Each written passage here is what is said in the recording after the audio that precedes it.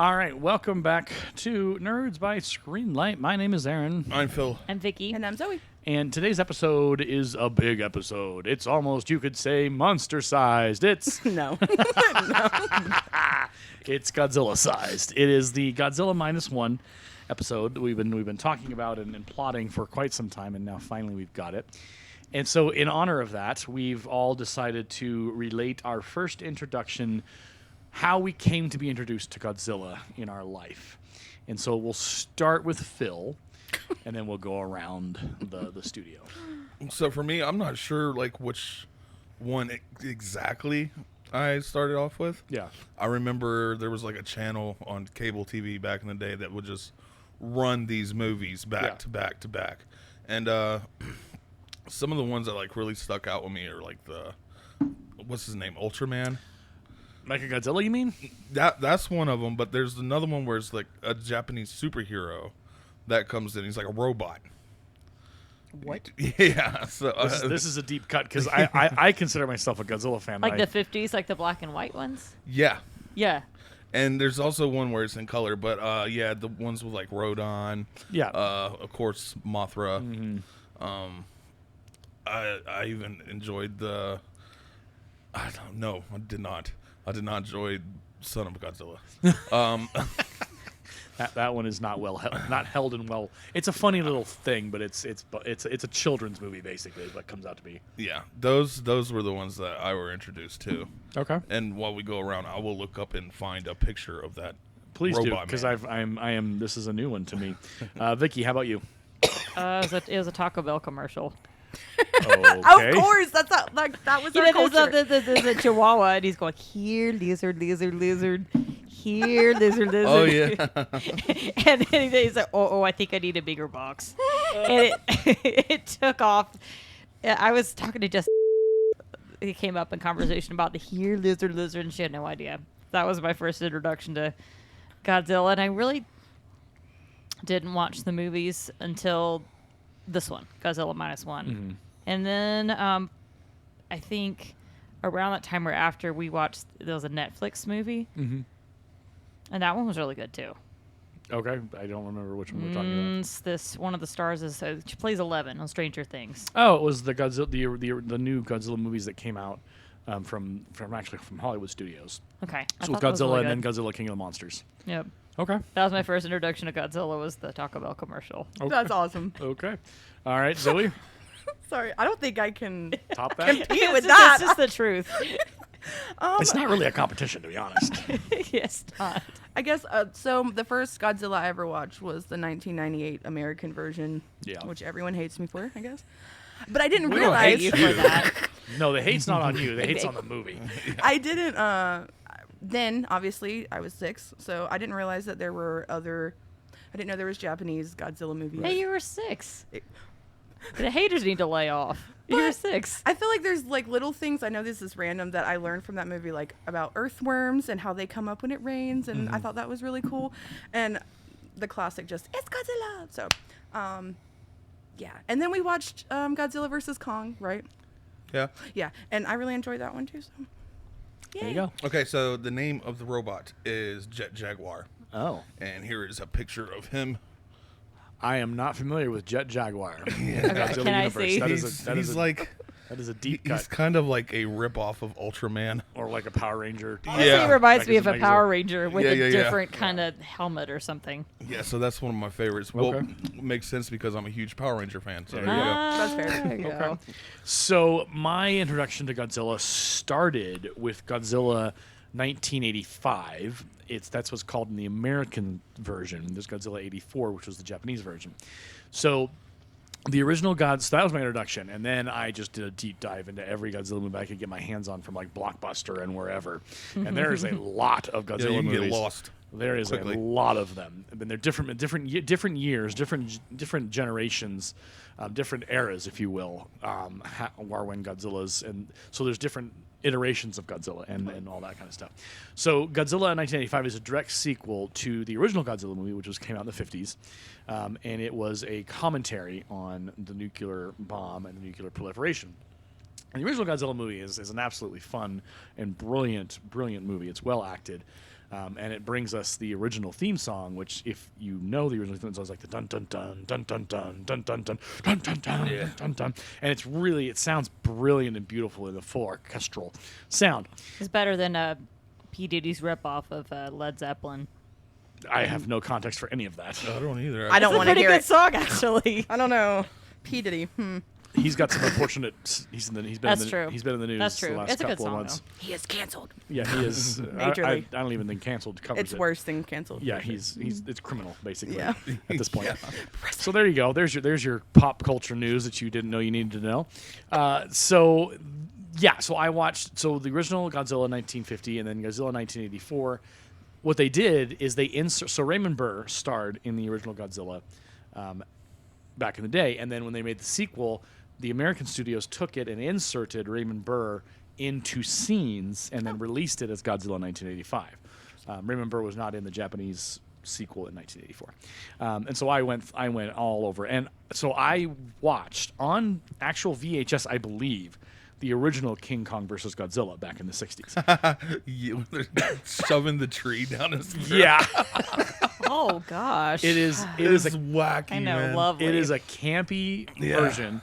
But people were like, "Oh, we need to have a Godzilla versus King Kong," and whatever. I just go, y'all are too young to remember that there is a version of it, and it was done, and it's campy, but they made it, they managed it.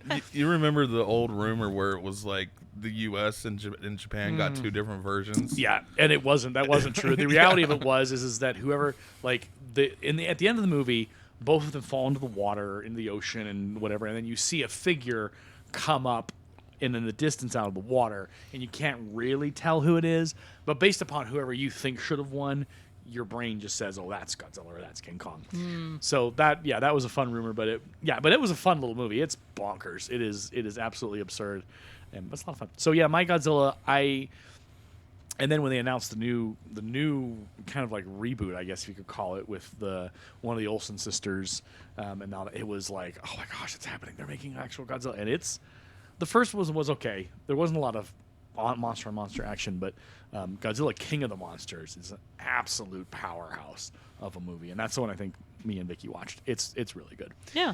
So there's a whole bunch of sequels that have come out, which is Godzilla versus Kong now, Godzilla, monsters, whatever. It's I haven't caught up with it, but I need to. All right, There's well that music note again. there, yeah, my guitar, my microphone guitar. All right, we're gonna come back here in a moment, and we're gonna dig into Godzilla Minus One, the latest and greatest, and I think one of the better Godzilla movies in the world. Excellent. That's Yeah, hands brilliant. down. All right, we'll be back here in a sec on Nerds by Screenlight. Get nerdy with me. Talk nerdy to me. Get nerdy with me. All I really need for you to do is just please I can stop. talk to me. Talk nerdy to me.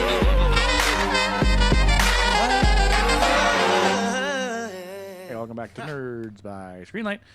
My name is Aaron, I'm Phil. I'm Vicki. And I'm Zoe. and today is the day for Godzilla 01. He's tired. I got nothing. Minus one. So Godzilla Minus One, 2023, and it was originally released in theaters, and then they released a black and white version in theaters. Yeah, which we tried to see, but this town here did not have it. No, Fort Morgan's It's not an a excellent film. it's not a big Godzilla movie town, unfortunately. So then I think they released the black and white version on Netflix as well, or they're possibly. It's in color. It's in color. 'cause I Yeah. watch it on Netflix. There's talk of releasing it. I think. hope so, because honestly, I would enjoy it in black and white. Yeah. Well, and there's a lot of, and I'm a proponent of black and white movies. We talked about it on the podcast. Black and white movies they're harder to make because you can't use color to tell a story. You have to use the shading and the shadows and a lot more of like actor faces and actor expressions and actor acting to get that movie to work. So, yeah, Gotcha. I think black and white Something I noticed about this one is when Aaron and I saw it in theaters, they had the subtitles, but it was all in Japanese. Netflix, it's all in English. Oh, yeah. So, But I could immediately tell. you guys... Yeah, you can tell. So y'all first watched it in Japanese? Yeah. Yeah. And you watched it also in English? Mm-hmm. Which one did you prefer? I kind of like the Japanese better. The English version, when I watched it, I was like, this is just anime. It sounded like an anime, like literally. Like I was like, some parts I'm like, oh, that's a good actor, and I was like, I don't know, the Japanese is better. And I swear I recognize some of those voices from some animes. Me too. Like, yeah, I mean, it's not bad, No, but yeah. I just hate when you can tell, but then I put it out of my mind, so I try not to focus on their lips. Got it. Yeah. So this movie box office made $115.8 million. Nice. Which is not a bad amount of money.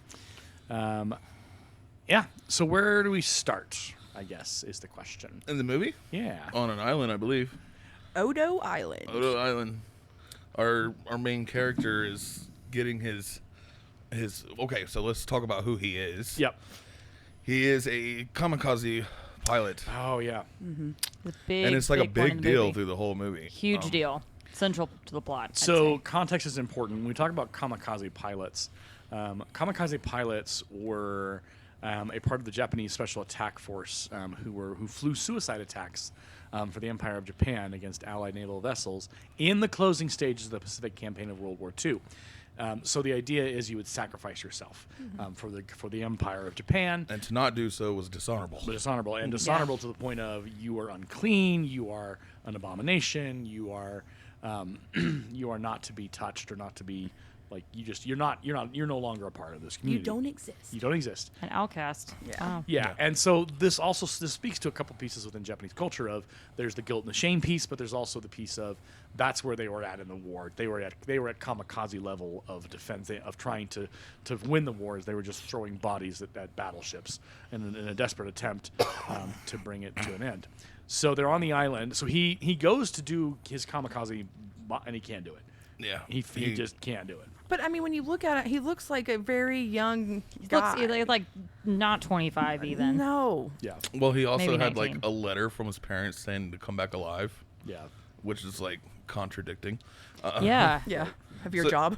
So yeah, like he's on the island and he's like getting his plane repaired, and the guy notices like there's nothing wrong with your plane, and then he notices like he's a kamikaze pilot, and he immediately starts like shunning him, Yeah. treating him differently, and then we get a Godzilla attack. Which, oh my gosh. Yeah. Yeah. Because I'm sorry, but like I'm not used to Godzilla being like immediate, like Yeah. in no, the picture. sometimes in the movies There's no you slow gotta wait, burn like, with this. It's just like boom, there he is. So I'm like, whoa, he just came out of nowhere. Like literally, I thought we were like getting into the story, Yeah. and then here he is. I appreciated that because there was a Godzilla movie that came out recently. I forget which one it is. You don't see him for the first 45 minutes of the movie. I think it's the one with Kong. No, not that one. Oh. This might have been like the LA one or whatever. No, it was it was that was part of it, but I think it was the original reboot with the Olsen sister. Yeah. Is we didn't really see him. We heard him. Yeah. But we didn't really see him until we began to really understand what he was and where he was at. So, in some ways, that's a good thing. Like that's what we did. That's what we did with Jaws. Is they hid the shark partially for technical reasons because it didn't work, and you didn't see the shark until much later. And so there's that building of that tension of you saw his influence and you see shadows of him, but then when you see the whole shark, you're just like holy Yeah, crap. yeah. Yeah. Yeah, so Godzilla shows up, and Zoe and I were looking at each other, and we're like, he's tiny. He was tiny. Yeah. Because he's not at his full potential yet. right. So, But he's big enough. yeah. But all the mechanics are freaking out, and they're like, "You're the fighter. Like you should be shooting." Well, and Yeah, they've so- heard about it, and they're like, we've heard about Yeah. how bad we know about this monster. Yeah. Yeah, so that we send our main character to go hop back in the plane, Right. and just sit on the gun and wait for Godzilla to go in front and shoot at him, and he can't do it. He Yep. freezes up again. Yep. You're right. We did kind of skip over the part where he was telling him because he saw the dead fish in the water, and he was telling him like that's a sign that this creature or whatever is coming. He's coming, yeah. Yeah. So he freezes up, and what I appreciate about this movie, and this is where we can swerve into Counselor's Corner for a hot second, is that obviously our pilot suffers from PTSD. Oh, 100%. Oh man, And that it- guy has been through it. And I guess for the question for Zoe, how do you think do they handle it well in how they portray it? And is that realistic, and how realistic is it, I guess? Oh yeah, when he was like literally freaking out, like, am I dead? Yeah. That Oh. that really got to me, because that's where you can tell like he's definitely. And then he's talking about how they're like coming to him in his dreams, like telling them to come be with them, and Oh, yeah, like that's having those survivor's night guilt. terrors and all that. Yeah, 100%. I think they did a great job. Yeah. The only thing, when he was being a little dramatic over finding the mechanic, and he was like banging his head on everything. That is That such was an weird. anime thing to That do, was though. just a little too much for me. Just- I was like, there's a cultural thing that I don't understand. yeah, I didn't guess. either. I'm like, why do you keep like, Like, dude, you already have a head injury. yeah, like please stop. Yeah, you don't have to paddle that hard, my guy. I swerved a little, but that just bothered me. So But- Phil, you said like it's an anime thing. Explain. But it's just like there's certain, like, if you watch anime, there's like certain quirks that they'll do, like when they're begging for something, they will like slam their whole body down on the ground Okay. and like in a bowing Okay. That's what it means. thing, and yeah, it's like.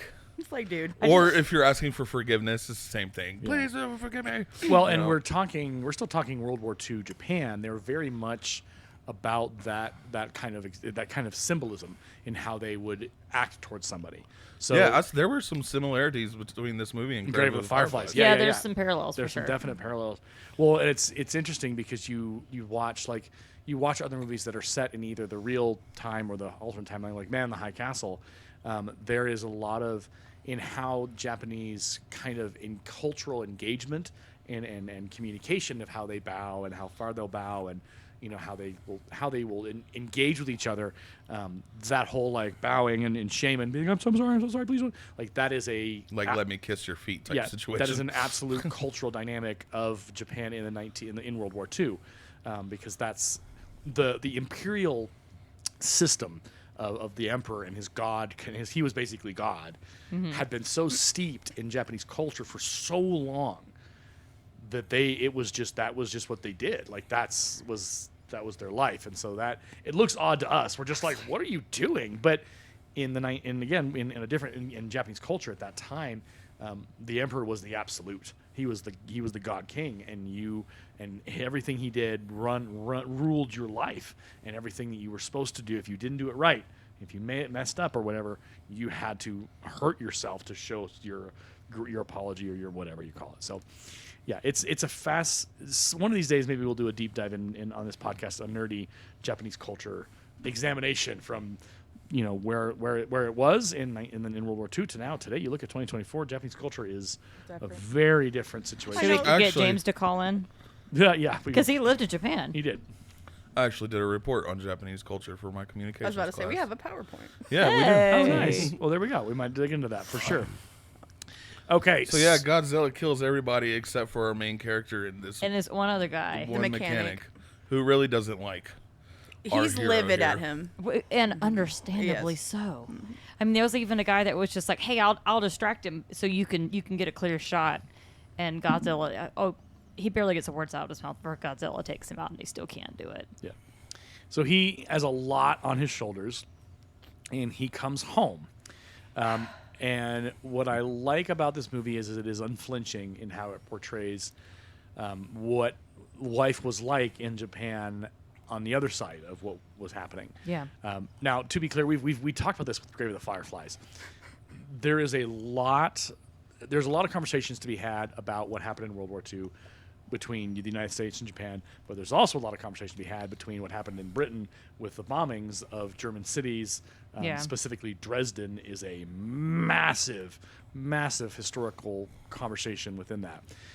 So when we look through the lens of 2024, obviously we do feel sorry for the Japanese. We do, and even without the lens of 2024, we do feel sorry for the experience those people had to go through. But you can't just jump to, well, because that's sad, we shouldn't have done it. And it's like, well, that conversation, that discussion wasn't had at our level. It was had at the level of the presidency of the United States and all the Navy, and like deciding how do we end this war that won't end because the Japanese won't surrender. They won't give. Oh yeah, they were saying they never would have. Yeah. So We talking through Grave of the Fireflies in this, it took 2 atomic bombs and it was we didn't have any more after that. Like we had to kind of pretend we had another one to kind of get them to go, look, no, we'll keep doing this until we can't keep this war can't continue. You need to surrender. But again, Japanese 1945 World War II, very different culture, very different world. Yeah. So it's not that we're not like saying that none of this matters, but we are saying like you can watch a movie like this and see the horrors of war and be sad and be upset about what happened, but you also have to accept war is hell, and that's what it looked like in 1945. So he gets back to Tokyo, which has been destroyed. It's a slum. Yeah. Yep. And he runs into, I guess we'll call her Auntie. Yeah, I don't think they really give her a name. She's like the neighbor. We get all their names, but they're like our main character. They call him 2 different names. I call him Mochi. I feel like the Which little isn't girl's the even only one one of I the really names. remember. That's the only one that I can. Well, his name is it's like Kochi or something, so I call him Mochi. okay. That's what I could Way remember. off. But yeah, so we meet this lady, and she is like the worst at first, right? Oh Zoe? yeah. Like the ant from Yeah. From the Grave of the Fire- Fireflies. like that was my immediate connection. And Yeah, she's it makes sense. she plays like the ant in this movie. Yeah, she does. That's you it. have to wonder, there is probably a really good chance the people and the folks who had a hand in writing, I didn't think about it until you just mentioned it. There is probably a good chance the people who put this movie together absolutely watched Grave of the Fireflies at Oh, some point. yeah, in their for life. sure. Well, the whole Godzilla has always been a Yeah. what's the word I'm looking Commentary. for? Yeah, commentary on World War II. Yeah. Yeah, and them not wanting to use the word like nuclear bomb, Right. which they didn't do in Grave of the Fireflies either. Yeah. But yeah, so we meet this lady, Auntie, and she like shuns him. He's asking like, "Are my parents alive?" She's like, "No." You know, like you're not supposed to be alive either. Basically, she's like, "My Yeah. kids are dead." Yeah. because it basically because of you is like she's Yeah. implying. Yeah. Yeah, so she's very, very mean at first. And then it's so, but he meets Noriko, whose He parents. shoves a bundle in his arms and says, "Take this," and Yeah, she it's like runs. this- well, they're chasing after her, like, thief, stop that woman. Right. And so, like, at first I'm like, did she steal the baby? Like, No. Right. apparently not. She was going for food or Yeah. something. Food. Yeah. Right, and so the orphan baby Akiko, who Noriko rescued. So that relationship. What I like about this movie is it echoes the emptiness of family, because obviously his parents are dead, her parents are dead, the Akiko's parents are dead, and so there's this concept of empty family, but there's also the concept of we're making our own family. We're Yeah, trying. there Yeah. was like a weird jump in the movie where I literally looked at Zoe and I'm like, oh, so we're all a family now? Like, because like time passed, Yeah. like a few months or so, and they're all just like living together all of a sudden and taking care of each other. Because at first he's like, you can't stay here. Yeah, and then the auntie lady comes out and like helps them with the baby with food. She's like, this is for the baby. You two don't touch it. Right. I was like, well, okay, okay, she has a heart. All right. Yeah. And after that, she starts to become nicer and nicer. Right. But yeah, It was shit at that point with the rice where she's like, here's the food, don't touch it. She reminds me of, I don't know, like some older Russian ladies I would meet who were like, they're cantankerous and whatever, but like, even when they're trying to be nice and helpful, you're like, wait, you're doing something nice. Well, it makes me think of the ant again. Like, no, the rice is like ours, and like you can't have it. I don't know. I keep thinking back to the ant from Grave of the Fireflies. I don't know. I think there's. It's an interesting comparison to Yeah. make. This is how she should have been. Right. Yeah, and I think there's I think as we continue through this, we're gonna have a lot of and I think that's beautiful because it does. There's more people who've probably seen Godzilla Minus One than ever have seen Grave of the Fireflies. True. But when Grave of the Fireflies was probably available, it was probably available up until a certain point in Japan, definitely. Or is it still? It's probably still available in Japan somehow. it probably still is there. Yeah, they can get a hold of it and watch it. So there is. I don't think we're accusing them of any kind of like taking and copying, but No. there's. I mean, it's Studio Ghibli. Studio Ghibli's a pretty big Yeah. anime studio. Yeah. Probably one of the biggest, actually. Right. So yeah, but The fact that Grave of Fireflies is one of their early right. Yeah. productions. Right. I do think it's interesting. We'll probably as we go, if you have more ideas about connections, Like, bring them up. Because I didn't notice them while I was watching the movie, but Yeah. now that we're sitting here talking about it, yeah, there's you're quite like, a bit. Oh, okay, this could be a thing. Okay, so he gets a job on a minesweeper with a bunch of other guys. I like all of them. Yeah, They are so cool. So this movie does a really good job with characters. Yes. And you genuinely like all of them, and you go ahead, Phil. That's what makes this movie so good. Yeah, yeah. Every other Godzilla movie, you're cheering for Godzilla. Right. Yeah, literally. This movie, Yeah. you're cheering for this Pete- dude yeah. and his. I'm gonna say it. His wife Yeah. and their Might as well baby. be. Yeah. You're cheering for an accidental family. You're cheering that they would continue to be together. Yeah. Which makes the events which happens later even more Oh, gosh, yes. more of a gut Yeah. punch. But then obviously in the end we get some result there. So yeah, he finds employment with a bunch of dudes who are just as awesome as Dog. And anything. Aaron, I think you and I had talked about this when we first saw it. The guy they called Doc, who doesn't want to be called Doc, is kind of like the Albert Einstein character. Oh, Yeah. totally. Yeah. Even with the hair. yeah. Yeah. But I didn't see that till Aaron brought it up, and I'm like, oh yeah. Yeah, he's the smart one. He's the big old nerd. So meanwhile, Godzilla. I'm just reading through my plot, so if I skip That's things, fine. You're good. please hold me. It's a long movie and a lot of plot. There's a lot of plot. Yeah. So when you talk about how we saw Godzilla originally, he was not big. He was, good size. Yeah. But what happens is Godzilla is then mutated. I was getting a drink out of the refrigerator at this point. Oh, and so it goes. no. I just kept going, ah! Honestly, it's kind of like a Jaws reveal, only better. Yeah. If that's possible. Because now Sorry, he's Steven like, Spielberg. yeah. I'm like, you're missing it. Come back. Yeah. It just comes out of nowhere and bites the ship and takes it all down. You're like, oh. Yep. He so done grew. It sinks. Just a little. He sinks and destroys several ships, and then owing to tensions, the United States offers no help save for a few decommissioned Imperial Japanese Navy ships approved by General Douglas MacArthur. They do not notify the public about the danger. No, Dumb. no, not until the very last minute. This is where I really like the I'll call him the crusty guy who's just like the government. They always want to hide everything. See, they always want to hide everything. This is our problem. Yeah. You don't talk about it. The gag order is what he called it. Yeah. Yeah, quarter. Yep. So we skip forward, and again, correct me if we get there, but we're in 1947, and they are so now obviously some time has passed. Godzilla has grown a lot bigger. They are tasked with stalling Godzilla's approach to Japan, and so they have their little ship, and they release a mine into his mouth and detonate it, which Just causes smart. damage. Which was epic. Yes. Like, you could see the whole, and oh, my Yeah. gosh. Yeah. It was so But cool. then it just refills back. after a couple Yep, seconds. regenerates back, and so then they try to, and then the heavy cruiser Taco engages Godzilla, but it's destroyed and the monster unleashes. Can we heat just ray. for a second? They are on a wooden tiny boat. Right. Honestly, it is Jaws. It's like Jaws And again. then Godzilla just took down a huge metal, like what, destroyer or Yeah, something, yeah. like With one Yeah. bite. with one bite. Yeah. And they're like, what do we do? Like, what do we do now? Like, we're gone. Like, it's not gonna work. The dog's like, we could distract him and give him time. The whole time I'm going, go, go, go, go, go. Like, what are you doing? Yeah. So they get back. And he opens up to Noriko about his encounters with Godzilla, begins to kind of unpack. Tells her what's going on. Right. She's been wanting to help. Yeah. And so Well, doesn't she get a job before this? I think it's.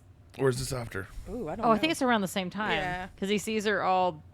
All dressed up. Because there's this conversation, like he has the fishermen over, and they're like complimenting her, and they're like, Yeah. "Oh, you're so great! You're like you're such a great wife." And she's like, "Oh, I'm not his wife." And Yeah, and they're like, what are you doing? They hear the whole story about, "Oh, it's like a family," and he's like, "Yeah, it's not really what I want." And they're basically like, "You're an idiot." Yeah, Yeah, and the child calls him daddy.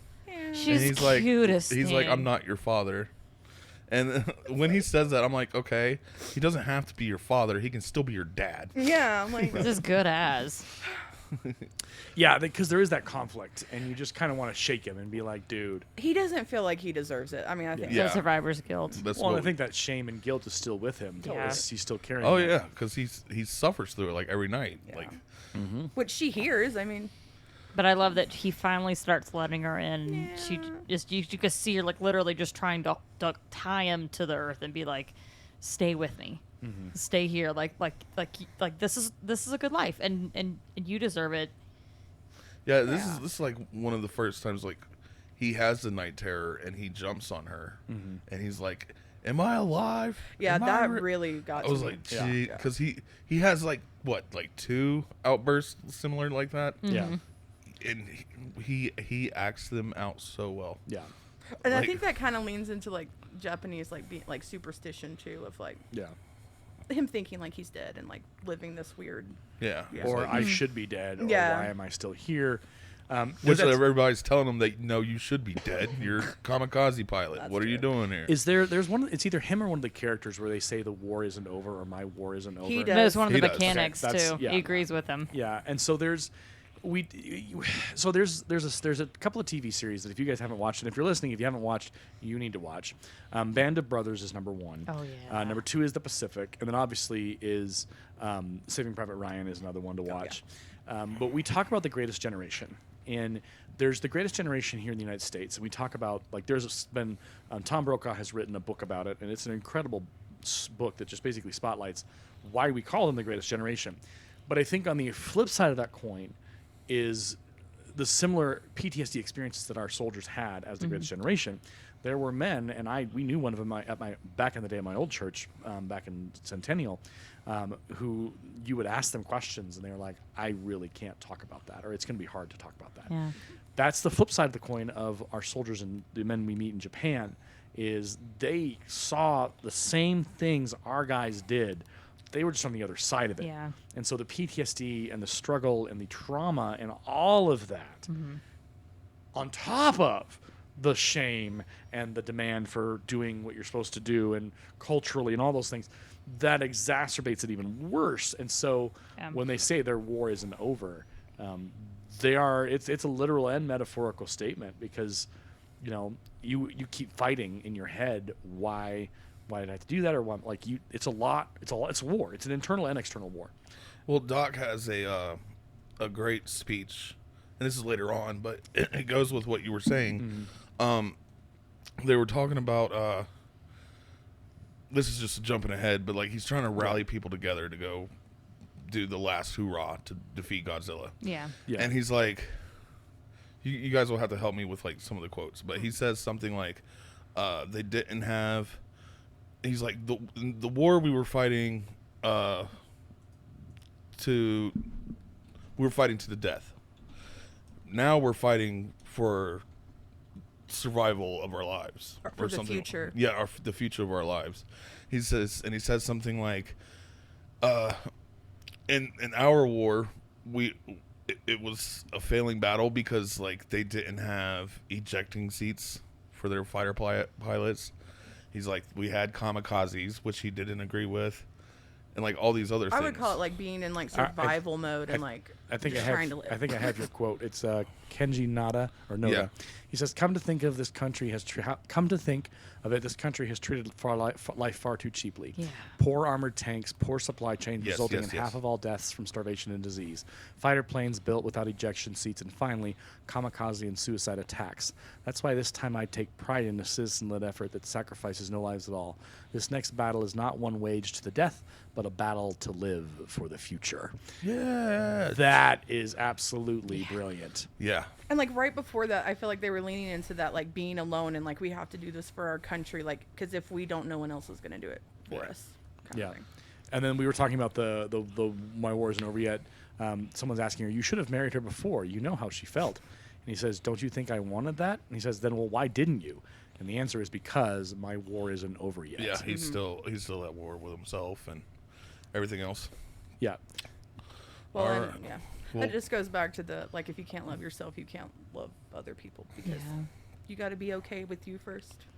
Yeah. So We've brought that up on the podcast before. So there you go. Yeah. We got another Godzilla attack to get to though, guys. Well, and what happens to Homegirl? Got in there yet? Yeah. True. So Skipped over That happens in the next attack. So Oh, then, that's true. yeah. So they open up. He opens up to Noriko, shares his feelings, but days later, Godzilla makes landfall in Japan and attacks an area That we're not expecting. right where Noriko works. Which is Yeah. supposed to be safer. Yeah, it's supposed to be Which safer. I found out like I'm watching it and then it dawned on me like 2 minutes later. I'm like, oh, That's where she works. She works in that city. Yep. Like, oh no. Yep. So she narrowly survives the initial attack. Oh my gosh, it's the train. Yeah. Like He has the train in his mouth, Yeah. and she's in there. Yeah. So what you have to understand a lot of Godzilla Minus One is there's a lot of callbacks to a lot of other Godzilla movies, including the originals. the music, Yeah. the original. Yeah. Don, don, Yeah, don. yeah. Like yes. I love the Godzilla music. So when Godzilla King of the Monsters, which was the sequel, the second Godzilla movie they did, people were mad in the original Godzilla remake they did that they didn't bring back the music. But in Godzilla King of the Monsters, they did, and it has that haunting dun dun dun dun dun. And so in this movie, you get that dun You dun get dun, it a dun. lot, and you even I don't know if it was intentional or not, but there was like one scene where it was like a shot of some buildings, and all you see is just his foot come down, and to me, I kind of looked a little bad. Yeah. That one part. There were a couple of moments where the CGI/practical, I think it was CGI, was the foot. It looked a little, okay, that didn't quite pass the test. Dude, the whole time I'm just like, this is amazing. That's where I was. Yeah. I was just like, oh, y'all gotta move. Move. And then I'm like, do the blue thing, and then he starts like, pow. Yeah. Oh, that was cool how the scales come out. That was amazing. Too. Yeah. Like, I love how like when he's walking through the city, it's like a child that doesn't know they're balanced quite yet. Right. Because he's just literally like bumping into buildings and destroying them, like Whipping his like tail. unintentionally. And then there's other The times where stupid he journalist. is very intentionally destroying everything. Yeah. Like when he does the charge. Yep. yes. And let's get to that. So the tanks and are engaging him or shooting at him. Yeah. He gets upset. Yeah, those didn't look too great either. Yeah. But Yeah. Again, you have to, like, there's a part of Godzilla movies you just be like, okay, it's gonna look a little, but overall, 95% to 98% of this movie is just impressive. Yeah. well, I'm beautiful thinking looking. like I mean, they're in the it's- 40s, so it's not going to look that great. Like the tanks aren't going to look that great. Yeah. I don't know. I also just give them kudos for making it mostly during the daytime. Yeah. Yeah. Yeah, because you like a lot of Godzilla movies will do it at night, so that they hide Right. a lot of that with darkness. So then Godzilla gets upset, and He gets cranky. He gets cranky. He does and his so- blue light thing. Yep, and he blows up, and just obliterates much of the district with a heat ray, killing tens of thousands. Well, our lady here, 30,000, yeah. what's our lady's name again? Noriko. So Noriko is like just running, Right. and our hero guy comes in and pulls her, and they stop while he's doing the charging thing.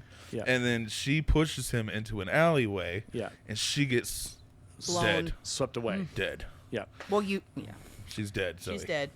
She's dead. Yeah. Dead with an I axe. was sad. Yeah. I was sad too. So not knowing what we know now, obviously. Yeah. Yeah. You have to give them kudos because they don't like make it seem like she might have survived. There's no way. They had a funeral. They just took her off the table. Yeah, they just take her off the table, they She's wipe her gone. out, and she's done. Yeah. And that's it, and it's over. And so, like, you feel that in your core because Yeah. they don't play around. They're not coy about it. They're just like, gone, she dead, bye. Well, it's like they finally just connected. Yep. And it's just like, you should have married her. You idiot. Yep. Well, our guy's whole attitude changes after, Yeah. Yes. after this. He becomes very vengeful, very much focused on destruction and having his revenge. Yeah. And so, No, any means necessary. any means necessary. And again, we talk about, so if you ever do research into Joseph Campbell's The Hero's Journey, this moment where he loses Noriko, that's where you have that thing that pushes you to do what you need to do. And that's the fun part about when it's done well. Yeah. And you're like, ooh, yeah, I felt that. Versus, okay, you're just going through the motions now. Whatever, movie. Well, it's kind of cool too, because like usually the guy's the one that like pushes the and saves the girl. Yeah. But Yeah. the girl like saved Saved him him. this time, so yeah. I was like, that's cool. Yeah. Absolutely. And you felt it like you did. You just got to know this girl as a character, but they had built their relationship enough that you felt like, hey, this is starting to work. He's opened up to her. There's some give and take here, and then it's Yeah. like, never mind, she did. I out loud was just like, no. Yeah, he did. Yeah, it does make you sad. Yeah. So then, The- Little girl. so he gets the little girl. So the little girl he picks her up, and that goes from there. Dude, her crying just like Oh. I can't. It's bad, and they dub it in the English version, and you can tell. But like just her face is like, Yeah. oh my god. Yeah. Yeah. Yeah, rough. stop that face. Turn that off. So now they are upset because the government's not doing enough. Well, Doc comes up to him Yeah. and gives him some revelation news, which I think just made him madder, Yeah. even more angry, because he says that I'm working with a secret civilian group Yeah. who has known about Godzilla all this time, blah blah blah, and we're working on a way to defeat him. I want you to be at the meeting. Yeah. Right? Yep. And that's where we get the speech, the awesome speech. But yeah, I think all that did was just make him even more mad. Oh, totally. And so our guy's like, yeah, well, they get to the meeting. He explains his plan, his diabolical Which at first plan. I'm just like, is this really gonna work? Like, I know. I was he like, lives in the water. Like, what do you mean? I know they bring up that they're like he lives on the bottom of the ocean. Do you really think the pressure's gonna? Yeah, hurt him at all? Like, no. I think Well, it was the speed. Yeah, the That idea. which- So it's when you dive deep, and then when you're forced to the surface very quickly, you get the bends. Yeah. And so the idea is like, well, we'll take that theory and put it on a monster size. Well, that'll definitely kill him. But I love how the guys are like there's flaws, there's holes in your plan, and he's like, yeah, but he can better. I mean, I that's thought, fair. I thought it was fair. That was legit. I'm like, When I saw that inflatable thing, I'm like, what is this? I was like, that's cool, I thought but they I were all think about that's the- way smaller than Godzilla. I thought they were all about to jump out of the building onto it. Where's the slide? Yeah. Got to back up just in case we need to hop off the boat or And something. did you see how many little like Godzilla figurine things they had that they were just like No, I missed that. Yeah, they had quite sorry. a... I using did. for their like presentation? I'm like, what is this? It was Please exclude the crudity of this model is not according to scale. What's that line from Back to the Future? Yeah, he says it every every movie. You know, I'm sorry for this. Not it's the crude nature of the model. It's not the skill. And Marty's always just like, oh my gosh, this is amazing. It's a work Like, of don't art. worry about it. It's fine. It's fine. Yeah. So they come up with a plan. They're going to do this. So they've recruited some Navy veterans to crew the disarmed UN destroyers. So then we get a scene where he recruits the old machinist guy. It is brilliant how he got him to show up. Yeah. Yes. Well, the reason why he needed him to is because he said that he demanded a plane. Yep. And they found a plane because all the fighter planes have been discontinued and destroyed. Mm-hmm. And they found like this prototype plane. Mm-hmm. Aaron, think about the last time you saw a rabbit. The what? The last time you saw a rabbit. You got the hiccups. I do. When you're talking about rabbits, I'm like, is this a Jojo I- Rabbit He reference? does What this is to happening? me all the time. I unfortunately have the hiccups for the first time in a while. No. So, So they got like this prototype plane. yep. And yeah, so he needs to recruit this specific mechanic. Yep. Which you find out later, but in the moment, I'm kind of like why? Like, Well, it we tells, could have anybody. They tell you why. I know, but I was kind of with the doc of like, why do you need this guy specifically? He hates you. Like, why do you want him here? That was the cutest hiccup ever. He's just tooting us out. He's trying not to. and He's it's- reading.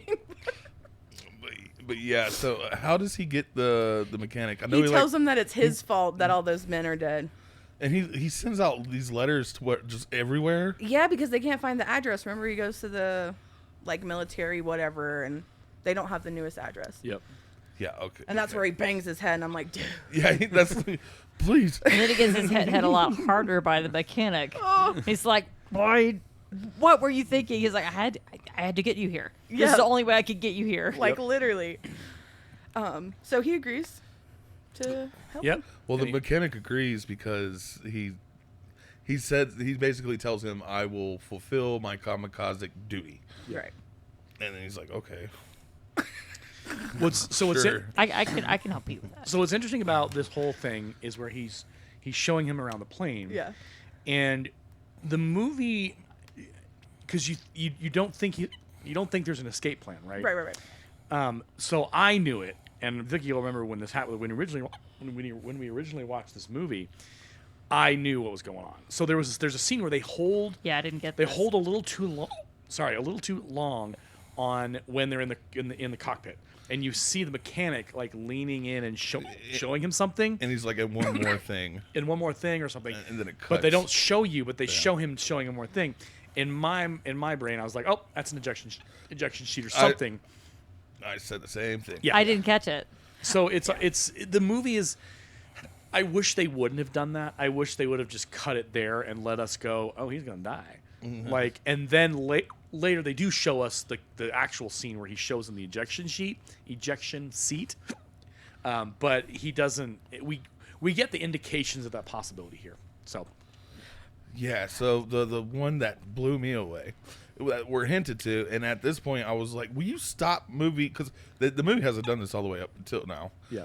Is when he's holding the child for the last time, and he Yeah. like lays her down to sleep, writes like a little note, sticks it in an envelope or whatever. For the aunt, mhm. Yeah. And then the aunt finds it the next morning, and then this lady comes up and like taps her on her shoulder and asks like so-and-so, and gives her a letter. And she looks at the letter, and then we see the look of some surprise on her face. So really, we have like two things we don't really know about. Two cliffhangers, and I'm like, stop this. yeah. Stop. Like, the first one I kind of knew, the ejection scene. Well, yeah, like I agree with you and Aaron. I thought that that's what it was, but I kind of was a little hesitant just because of how the mechanic was talking to him before that. Of like, yeah, like you do need to do this to fulfill like what happened, and like you need to get this avenged or whatever. So I was like, it could go either way. The letter though, that like really threw me. Yeah, that threw me off. I had no idea what that could have been. So so we're talking about how they're luring Godzilla into the trap set by the two destroyers. Sumiko, who is the aunt who he left the child with while he goes and does his thing, she receives a telegram intended for Shiksama. The movie doesn't tell us who it is. We don't have any ideas, but we are wondering what's going on. Like, and her face tells you it's something huge. But at this point, your brain isn't going to what it actually is about. Right. Your brain is going, oh no, what's happened? What's the new? I feel like you kind of did because it said Mrs. whatever. Oh, whatever I it was said. like, that's her name. Yeah. But I was like, I just didn't put two and two together. Yeah. So they try to attack Godzilla. He survives the initial plunge, and then breaks free. And that is a whole, like, everything that can go wrong goes wrong. Yeah, he's there earlier than expected. Yep. Like, yeah. And then so they get a bunch of tugboats. The ships haul Godzilla. Yeah, they come in out of nowhere. So because our- after being told not to show up, he's like, "We're coming to save you now." Yep. Well, our fighter man is actually like the bait or whatever for Godzilla. So Godzilla's like following the plane Yeah, into the water. he's Which basically I think just. is interesting that it's so curious about them. Oh, I mean, it's like an annoying fly. Like, what are you gonna do? I mean, you see me when there's a fly just that will not leave me alone. Mm-hmm. Like, it's bad. It's terrible. I'm just whacking everything. I've literally hit myself in the face because of flies. Okay, so Okay. I understand Godzilla's frustration with this plane. I will come after you. Well, also I'm like, how is he standing in the middle of the ocean? And he's not standing. How is he doing that? He's just like there. But I thought about that too. when you tread water, your whole body it moves. Yeah. So like, how is he treading and not moving and he's He's just just- going like this? He's just floating. He floats. like, He floated two legs. I can't. Doesn't make any He sense. he floats. You've seen them Jetpacks thunder under thighs he his feet. has. I don't know. He's getting in his cardio workout. I Zoe. guess. I don't. Pedaling his little feet under the ocean. I mean, what's the first thing you said, like, when you saw him full blown in the city? You was like, "Ooh, them thighs, though." Yeah, I was like, those thick what, thighs. what do you think that is? There's balloons in there, and he's floating in the water. Because it's so funny. He's so big on the bottom, but then he's like so tiny. Yeah, no, it's like it's got that. It is I'm funny. sorry. He needs to go to the gym. And he has a long neck. Like, How dare you body shame Godzilla? I wasn't. What? Someone put that on a T-shirt. You got something to say about his little arms now? Like, Got a big head, little arms, And thick thighs. and that belly though. That's the part where I'm like, oh no. I can't. yeah, this Godzilla did have a weird design. Yeah, I looked. He looked cool though. Yeah. All right, now that we completely body shamed Godzilla, making fun of everything about him. Well, Godzilla does have beautiful eyes. Yes.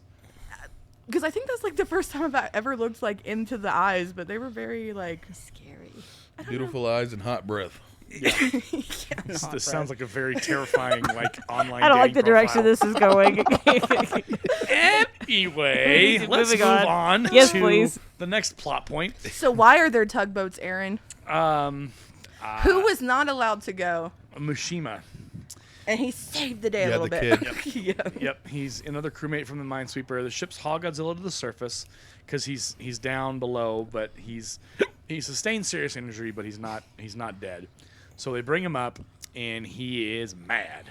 Oh yeah. He prepares to destroy all the vessels with its heat ray, but Shikishima takes the plane into Godzilla's mouth and destroys its head. And crazy. it is an absolutely insane scene. And so it causes the energy of the heat ray to tear its body apart and like basically. I literally was like, Phil, have you ever seen Godzilla crumble? Because I have never seen Godzilla Yeah. crumble like that. That was crazy. So what happens? It was very unique. Yeah. In the original Godzilla, the original black and white version, they actually come up with a way to vaporize his muscle like all his muscle is basically his biological whatever, and the machine works underwater, so it basically reduces Godzilla to a skeleton, and that's kind of similar to what they're doing here. Is Yeah, they're yeah. trying to destroy his muscle and body and whatever, and so the injury is critical, and then it blows Godzilla apart and he crumbles to pieces. And then we see him flying in the air. He was ejected. Right. Woo! And they all start saluting That's the him. part where I started to tear up I in was the movie like, theaters. thank God. Yeah. So the cool thing is that Tachibana, who is the mechanic, he installed on in the Shinden, which is the plane. And Such a cool plane too. yeah. I'm it's- watching this and I'm like, I might have to go play some Ace Combat later because this plane looks awesome. So it was it's kind of a cool design. It's an actual plane that they actually did have. It looks backwards. Yeah. So it's a World War II Japanese propeller-driven prototype fighter plane with wings at the rear of the fuselage and a nose-mounted canard and a pusher engine. It was developed as a short-range land-based interceptor. It was a response to the B-29 Super Fortress raids and so for interceptor missions, it was to be armed. It was never actually used, No. but only 2 prototypes were finished before the war. A jet engine-powered version was considered, but never reached the drawing board. So It's pretty cool that this movie used that fact that they were never used. Yep. And they even mentioned it like we didn't get to use them. Yep. And it finally found its use to destroy Godzilla. Yeah. But it's interesting. So Tachibana, when he's installing it in the Shinden, in the plane, he's imploring our hero to let go of his guilt and continue living. It's an interesting conversation and an interesting point that he's telling him, look, you need to live free of this. And I guess we'll swerve back into Counselor Corner for a second. I guess Zoe, how important is it? Because obviously he struggles through the whole movie. Mm-hmm. My war's not over. My war's not over. I'm still fighting. How important is that moment where you go, I need to let go of this, and I need to live in the future and not in the past? I don't know if you guys, I think you have because I've used it at school, but Yeah. like, there's like this picture of like you're holding onto a rope and it's being pulled and like it's making it, it's digging into your hand and it's red and you're bleeding, right? And so like that's kind of what I think about when what you're talking about of like letting go, because sometimes when we don't, like it hurts us more. And I think that's a really poignant thing about like forgiveness too, because the mechanic is also forgiving him. Yeah. Because he was very angry at him. And I love Yeah. the moment when they're listening to the radio and he's like, okay, like he lived. Yeah. And he like starts crying, and it's just a very poignant moment of like how he could forgive him too, and then he could forgive himself, and it's very beautiful. Well, on that, let's get to where he gets off the boat and they're back in Japan. And they're like all praising him, and Yeah. So and then his daughter comes up with an ant. okay, this is the one thing I love about the aunt when she whacks him and She's hands like him the whacking letter. him, hands him the letter. Yeah. And that's when he finds out that someone's still alive. This movie pulled a Dun, da, da, da. spirit on me, and she really wasn't dead this whole time. Yeah. And so we meet her in the hospital, And she asked him something about his war too. She says, it's "Is over." your war finally over?" Which is, Yeah. oh. That moment. So this is when we talk about good writing, right? We talk about good threads, and when things are there's a character arc.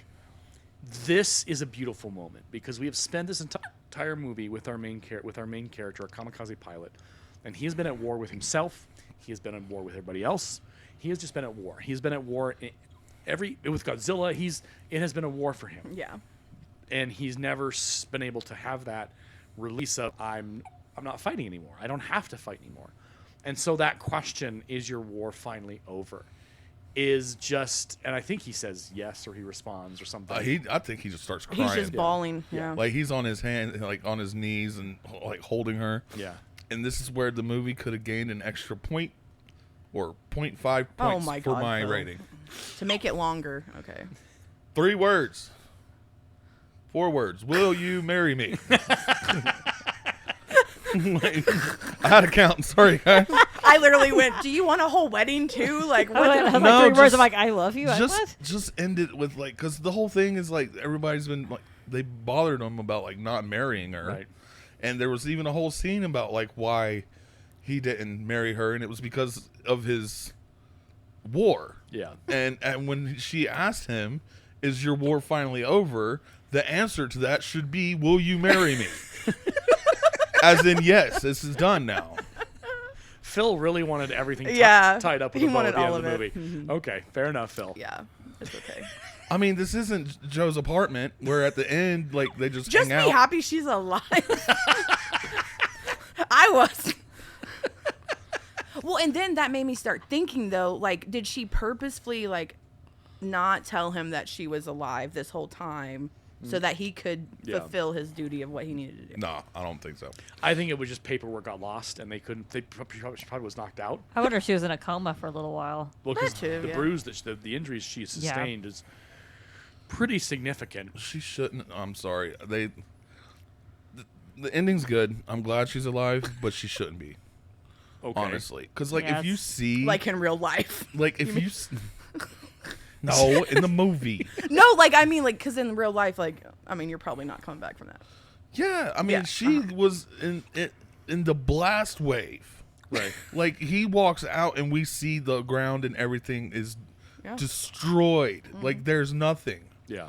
So I mean, thank you movie for not killing her, I guess, but I don't know. I'm kind of mixed on that. Oh, my God. Yeah, I'm team. I'm glad It's- she's alive. Yeah, me too. It should have been, "Will you marry me?" I'm sorry. I can't with you right Phil now. is circling back on this. You're going in circles, actually. He's very upset. I want her dead. I want her to marry him. Like, I Look, don't know. if he would Either have, marry her or dead. Is that Yes. what we're hearing? Oh, my gosh. that is what you're hearing. There's two options. But between Either this she- and the body shaming either of she's- Godzilla. Either Aaron she's Tickets. dead or she's married. There Yeah. isn't a middle ground. I All Every right. think, single woman is gonna like come for this podcast. How dare you? thank you. Thank you for helping me find that. I'm here to help. Jeez. I was struggling with how I felt. It's all I about think it. it's time to. We've crossed the streams of Phil's Oh, emotions no, it's gone off the rails. and everything way else. off the rails. Anyway, This is a great episode. it's just delightful. So yeah, it's a great movie. It is. I mean, obviously, it's by Toho. Toho is the Godzilla is the Godzilla studio. They've been making it for 60, 70, 80 years. But this one really, it was really kind of the one to cross the pond, and really Americans were like, "Oh boy, this is even Godzilla with the American versions that we've made and the monster universe that they're creating." This movie was a nice moment of going like, yeah, hey, we can still tell Godzilla stories and not tell the old ones. We Yeah. can tell the new ones with a Yeah. little spin on Grave of the Fireflies as well. I think why Phil's cranky is the Why he's cranky. He wants her to be married. I mean, I just think back to where like that jump in the movie, and I'm like, oh, so we're just a family now. Like you guys are just not going to talk about that. Like he's very unhappy about the story structure. It had a date. I know. It, like, stuff happened. I know. It's just he wants to see that stuff apparently. Phil- You saw them build their home, and like it was a thing. so I think, saw him say that no, you cannot stay here, and then the next scene they're like all living together, eating cereal on the table, or something. there's a lot. There's a layers To be Phil's- fair, I love this movie. Cereal? I don't think anybody was eating cereal. They're Right. eating like rice, Or Rice Krispies, I don't know. sake, you know. Anyway, so I think why Phil's unhappy about this is in Grave of the Fireflies, it was a definite end, right? They died. It was very much that was how it was. Phil wants a definite resolution for this movie. He wants the Grave of the Fireflies ending. Either they all died or they're all happily Oh married. God, that's horrible. Phil deals in black and white. He's very precise. He's just, You know, that's a psychological problem. Black and white thinking. Is not okay. Do you want to diagnose him or should we end this episode? No, let's. Okay, I'm- what's our rating? I'm fine with the ending. I'm just saying it could have got a little bit higher score if they were to got married. And I don't What need would to see that the really wedding. do for you? it would make him happy. On the Phil scale I'm of crying. on the Phil scale of I've never seen you laugh unhappiness, so hard. it would move up it would move him from like disgruntled to pleased. Somebody draw a picture of them married and send it to us so we can show Phil. Give him his happy ending he wanted. Actually, you could do that with Photoshop. You know, put them. Don't give him ideas, Zoe. That's his next 2 hours done tonight. Why did we end this? Lord. Okay, so what would you rate it? Like I said, I told you I would give it a 9.5. If they got married. No. Oh, okay. All right. Just okay. All right. You would give it a 10 if they got married. Okay. Okay. Okay. All right. Well, we'll write a letter to Toho Enterprises and tell them, hey, could you rework the ending? Hey, good job. Love the film, but There's always a but. Mhm. Yeah. they'll look at it. They'll be like, I guess that was kind of fun. I didn't think about it. they'll look at it. They'll see it as Americans' opinion on Godzilla and trash it Right. Be like, immediately. no. You had your Godzilla movie. You had your opportunity. Was it 98? Was it 98? 1998. You had your chance in 98, dude. You screwed that one up. Actually, well, no, we redid it. We did good with our last with the new monster universe they've relaunched. Yeah. So there's hope for us yet. All right, Vicki, what's your rating? 10. 10. Okay. I'm happy with the What ending. does that mean when you say it like that? I know he's going to propose. I know they're going to get married. Yeah. It's okay. Yeah. To the girl, their mom and dad, so they're married. Yeah. Zoe, where do you rate it? So, if she was not alive, it would not be getting what I'm about to say. But since she lived, it was a 10 out of 10. I probably would have given it a 9.5 if she didn't live because that really upset me. Yeah. That's fair. But the way they made him look was just like I'm excited about Godzilla now. Yeah. Like the Japanese know how to do it. Yeah.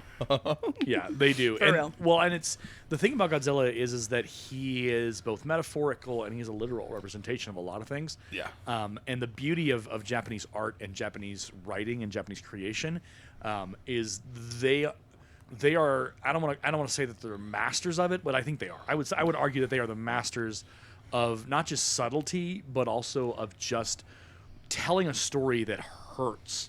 And Yeah. you feel in those stories. We've talked about it before with Grave of the Fireflies, with a lot of Japanese anime and content. It is absolutely intended to make you feel. They don't set out to make a commercial success. They set out to tell a great story that makes you feel and makes you remember. Like I reflect on Godzilla Minus One at least once a month or more about just how good of a movie it was, and we just spent the better part of an hour talking about what an incredible film and what an incredible emotions it brought out. I'm so happy we finally got to see it because I Yeah. remember Yeah. when you guys saw it and you guys saw it out of state Yeah. in theaters. Yeah. I was jealous. I was like, And we came No, back, we're like, you have shush. to see it. do not talk to me about that movie. Don't give me any information. And I've made several attempts to see it in a theater and it just And never it's been a worked good out. 6 months Yeah. of It's- trying to watch this. And that's, I think, what is the power of good film. We've beat this dead horse. We've buried it, brought it back to life, buried it again, brought it back to life again. But good filmmaking makes you feel. Yeah. Good movies make you feel. And I think a lot of what we're looking when we see what's coming out of Hollywood these days is there's not a lot of they're coming back to that understanding of we need to put some actually good stories together. Because we're not getting the audiences aren't coming to see our movies because they don't make us feel. They don't give us that sense of weight and of emotion and of power. And I think this is like the first 2-hour movie I've been nice to. Yeah. like it didn't feel like it was that long. Like I was engaged the whole time. Yeah. Phil has issues with people getting married in movies. Zoe is like 2 hours. I hate it. Yes. Default. No, I agree with her on Too that. long. Like, Yeah. But yeah. But that's again, I think that's the power of a good movie. Yes. Is like you're like they didn't spare like a scene or a moment. It was all intentional. What was on that screen, what was in that, like it all had a purpose. And when you have a movie that fires on all cylinders and does that and can hold you for 2 hours, and you're just like, what? Wow, why? How? Who? When you have, like, it used to be normal that a 2-hour movie would be good and for the most part, but obviously things have changed in 24 years and or 20 years, I guess. It's magic when it works and you don't forget those kinds of movies, but that used to be what we used to have. So, all right. Well, we don't know what we're watching next time. Aaron, hold on. You need to rate the movie. Oh, sorry. I would give it 10 out of 10. I mean, if you were to stack it up against every single Godzilla movie in the entire world, it absolutely just it's an exceptional film. okay. What do you think of the ending? I think there's two perspectives on this. I think, and this we're going back Phil's to and mine. we're going back to Phil's. I think they could have ended it with the death of and the wife's death is unresolved. I think it's important in this day and age that you walk out of a movie hopeful and you walk out of a movie with some kind of like, yes, there's something good. Because I think in our current culture and state of the culture of what we're in, Godzilla was always supposed to be a heavy message. It was supposed to make you think. You were supposed to walk out of that theater going, man, we got some work to do. And the movie does a good job of doing that anyway. But I think having that happy ending where she's found and he's able to reunite with her, I think that helps you kind of be like, you know what, the world is a dark place, but there are good people and there's good things that are happening in it. I also think without her coming back and asking her that question, you know, is your war over? I think nobody else can ask him that question and it be good enough. Yeah. Like any of the guys off that boat, if they were to be like, was your war over? It's like, okay, cool, whatever. You didn't have that connection to him that You she didn't has. hold me on those Oh wet my nights. God. Phil is apparently writing a romance novel I guess. in the Godzilla It got universe. weird all of a sudden. I was like, it was very sweet. This movie is a love story. Like Okay. it really is. Vicki, sorry, Zoe admits it. All right, that was a stubborn yes. She wasn't thrilled with answering it that way. But I think, yeah, you're right, because it is absolutely, because they're thrown together accidentally, and they don't initially like each other really at all, and so like Yeah, and all of a sudden they're living together eating cereal. No cereal. yeah, cornflakes. That's what they're eating. So that's I think that element. If you didn't have her survival in the end, you leave the theater going, well, there's no family left. I mean, yeah, he has his fellow guys that he worked on the boats, and they go back to work together, like whatever. Well, he decided not to kill himself to like stay with his daughter. Yeah. I think that's kind of happy. Yeah, and Yeah. I think that, well, and the fact that he sees the value in life, in the life of those around him, and in his adopted daughter, but also in his life being important. And Zoe, I'm not apologizing for swearing back into Counselor Corner, but like, we talk about like how important it is for people to know their value and to know that they're wanted, that they have a place in this world. How do you help people see their value and like that they have a place, that people want them to be in this world? Because he goes through that journey. He goes through that journey of, I don't have a place in this world. I don't belong here. I need to die. Da da da. And by the end, he's like, I need to live. I want to live. Why? How important? How do you do that outside of being a veteran of a world war and going through the process of saving your country from Godzilla? I think, oh God, I can never say her. The wife and the daughter, I think, really affirmed him a lot. Yeah. And even like that last picture that she drew of her, him, and like the mom, and I think they both showed him unconditional love, and that really helped turn that around for him, honestly.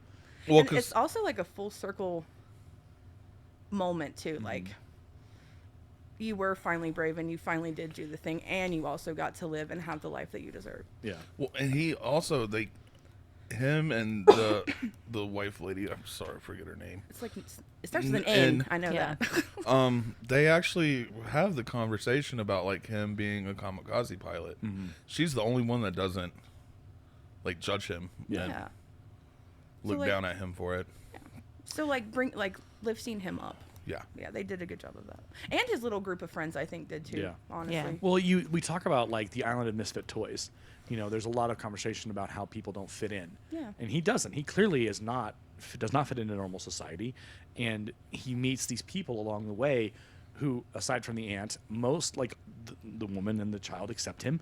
These he gets a job, and you look at each of the guys on that boat, and they're all kind of almost rejects a little bit. Yeah, totally. They're socially awkward. You know, they're a mix of people that people don't want to probably hang out with or go do whatever, and they have their own stories. They have their own backgrounds of why they're where they are, working on a boat and a dead-end job with not a lot of money, but they're not working in a high-end nice place. They're working at the bottom of the dregs.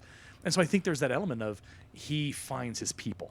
Now, he doesn't acknowledge it until the end, and I think maybe that realization of, wait, my family is dead, but I have a new family, and I have friends, and I have people, and I have a community. And I think to your point is that community didn't judge him. They didn't show him, they didn't disrespect him. They showed him love. They showed him acceptance. They showed him that, hey, we want you, and we like you, and please hang out. Like, we keep coming back to him and being a part of his life. And we want you to be happy, and we want you to be with her and have your child, and like all these things. So I think that's an important thing. If you've got people in your life who you worry about, or have like kind of expressed the concern of how they're doing, and they're struggling with that a little bit, an easy part of that is just showing up and letting them know that, hey, I'll see you tomorrow. Like, hey, let's go. And you don't have to talk either. Yep. I tell my students all the time, like I can just sit here and listen to you, or you can scream. I don't care. Yeah. Do whatever you want. There's power in acknowledgement. Yeah. And that is a step towards figuring out how to help, and what do you need me to do? Where do you need me? And even like if I have to like hold that for you first until you believe it yourself, I even tell my students that I'll do that. Yeah. And one day you're going to believe it now too, because I'm going to keep telling you and reaffirming that for you. Well, and that's, again, he eventually believes that he's worth it. Yeah. That he's worth sticking around. Now, it takes a lot for him to get there. Yes. But he does get there. And I like that the movie takes that message and says, no, there is life. Life is worth living, and you should seek that out. And I really like when a movie does it subtly. Like, it's just kind of like, whoa, I got what they're saying there. Because there's power in that message, and there's power in hearing that. All right, I don't know what we're going to do next movie-wise. I mean, if we want to keep in the theme, I'll make you watch an even longer movie. What's that? Oppenheimer. We might actually have to do that. I think that's a great idea. I watched it in theaters. It was amazing. Ooh, we should go evil and make them do Barbie next after that. I just rewatched it again too, and I go. Howard the Duck. Howard the Duck. Hey, you said you would watch Barbie.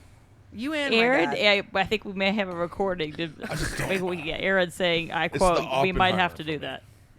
Oh, you don't want to watch Oppenheimer? That's 3 hours. I know, but it's just yapping. What if we? It actually isn't. There's a lot of cinematography happening. Could we split it into parts? Like, would that work with this film? Like, do part 1 and part 2? You know what? Actually, here's what we could do. This is going to be a little bit strange, and we can totally rework this. Oh boy! But we've always done the 4 of us. Mm-hmm. But I'm wondering, again, if you all were to do a Barbie specific episode, but just with you two, and you would do that, because Barbie's we're not the audience for Barbie. Like, Bro, This is okay. No. on. There are I'm women not- who make their significant others watch Barbie. I had to tell Phil this too. It is also just as much about Ken and Yeah. like how guys deserve to have feelings and be heard and That's like true. all the same thing. That's accurate. It's I not just didn't- about feminism. I never said I was totally against Barbie. Yeah. Like when I saw the trailers, I actually said I want to see that. Oh, okay. But Oppenheimer is never a movie I was like, I want to see. I know because that. you didn't come with us. No, because you went to a theater, you crazy person. Yeah. There was literally like 2 other people in the. It was Oh, was it here in town? yeah. Of course. And it was super late, and I had to work the next day. That was great. Oof. I'm sorry, it's just the I'm 3 cranky with our hours for town me. right now. He's the one that created this. You wouldn't have know. Godzilla. You wouldn't have And we'll Grave come of the full circle. Fireflies. Like none of those things would be. Oh my god. It's the origin story for everything It we've been is. talking about for the last 2 weeks. It literally is. Oh my goodness, she is leaning heavy into this. Okay, And well, it's on Netflix. well, so we'll figure out what we're gonna do. Growl, I heard it. We may have. Comment below. Should we do Barbie or Oppenheimer next? Oh Lord. We'll decide whether or not Vicki and Zoe will do a Barbie. Aaron, it is your show. Oh my God. Oh, I knew that Here was we coming. go. I had a feeling that was coming. We because me and Phil, we have to do Acolyte. We have to hate watch the Acolyte. And Oh yeah, we do. yeah, and do some. And I keep hearing worse and worse things. So yeah, I watched the review of the season finale, and so spoiler alert, buckle up if you don't want to hear about Acolyte, you can just skip to the end of the episode. Wait. Yes. I think I might not be able to watch it. Why? I don't have Disney Plus anymore. I do. We have it. You can come over and hang out. Oh, when Nice we try, when we Phil. go to the Butterfly Pavilion on Friday. That's perfect. You're waking up at 6 a.m. Oh no, that ain't happening. I will hit up Aaron later on and be like, "Come pick me up" or something. But no, I'm not getting up at 6 a.m. All right, so I said spoiler alert. So at the end of the episode of Acolyte, the shadow / kind of barely glimpsed visage of Darth Plagueis is seen. Plagueis. Plagueis. Do you remember Trying the to story remember of the story of Darth Plagueis the Wise, or the tragic story of Darth Plagueis the Wise? I know his name. Yeah, he's referenced in the prequels as somebody who tried to like have immortality or some such nonsense or something. Right. He was like one of the first to try to. Yeah, one of the first Sith or whatever. So the fact that he is on the island with the stranger and the girl, and everyone is just kind of like it's the scene that we never actually watched. We didn't watch the third Lethal Weapon movie. There's a GIF that's a meme that goes around where everyone slaps their head in just like frustration of like what? Yeah. That's like the collective expression of the internet has just been like that in reaction to that, bringing Darth Plagueis into the end of season 1. Face palm. Yeah, face palm, just universal face palm. So we'll see. We'll decide if we're gonna do. We probably should do the. There is Acolyte. only one Darth, Yeah, Darth Vader. and that is Darth We'll Vader. figure something out. We will. I have good news. What's that? Halo got canceled. I was gonna talk to you about that. So yeah, I got bad news. What's the bad news? They're trying to go to a different platform. That's funny. It didn't work here, so clearly it'll work somewhere else. Good luck. You're firing the wrong people. Well, my good news is that Star Trek or Paramount finally got bought by Skydance. So our Star Trek is housed under Paramount, and so hopefully, fingers crossed, we're gonna actually get some competent Star Trek movies in the production line again somewhere. Maybe some new Star Trek series. That's my good news. My bad news is that they're probably just gonna screw it up again because that's how that's how they do. Woo. Yeah, there you go. Yeah. Okay, so we'll probably the girls, the ladies, will probably girls. do the ladies of the Nerd Podcast. We'll probably do Barbie as a. I'm just Ken, and where else? Oh, sorry. I literally just watched it. I love that song. Okay. Aaron's going to edit it, and it's just going to be nothing but them singing the whole time. Probably. I like all the songs. I won't. I'll keep it full length. It'll be the uncensored, uncut, unplugged version of the podcast. Oh no. So you have that to look forward to. The Barbie episode featuring Zoe and Vicki will be coming soon down the road. As for the next movie we'll watch, I mean, there is the new Godzilla Kong yeah, we should do. yeah, Because that's a total different type of thing. yeah. I think it's That's to turn your brain Is off it and out? just Okay, I think it. It's on Max, I think. Okay. We'll put it on our list. Outside of that, this has been an exciting and thrilling adventure through Godzilla Minus One with some absolutely winning segments that will probably go down in the history of this podcast as the most unhinged. And your hiccups are gone. That's good. Yeah, that's positive. They were so cute. Thanks. I know. What was my Zoe. hiccups were that cute? Makes me They feel, are makes not. me feel all manly inside. They were so cute. I wish my hiccups were like that. I know mine aren't either. But just these like cute little hiccups. So cute. Zoe goes, Yeah, mine are like it Mine, hurt. I'm like, it's not attractive. Comment below. How do your hiccups sound? What a podcast. moments from death. Oh gosh. Anyway, this has been the Nerds by Screenlight. My name's Aaron. I am Phil. And Vicky. And I'm so Laughing. I'm sorry. And that's the end of the episode. I did Bye-bye. not hear Phil. That's why you look confused. Yeah, bye. What an episode. The raspberry flapovers will be out in a moment.